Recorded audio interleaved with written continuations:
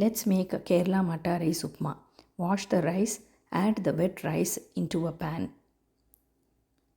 Roast them in high flame till they splutter. Do not burn the rice. Transfer this to a plate and let it cool.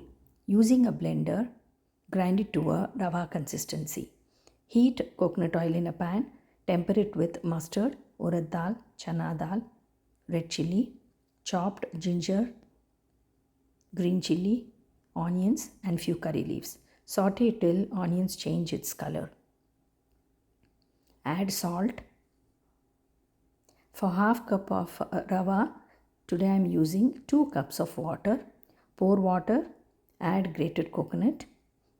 When it boils, add the rava, mix well, and in low flame, cover and cook till done. Lastly, garnish with curry leaves. Enjoy with pickle or chutney. For detailed recipe, please visit my website www.sailajakitchen.org.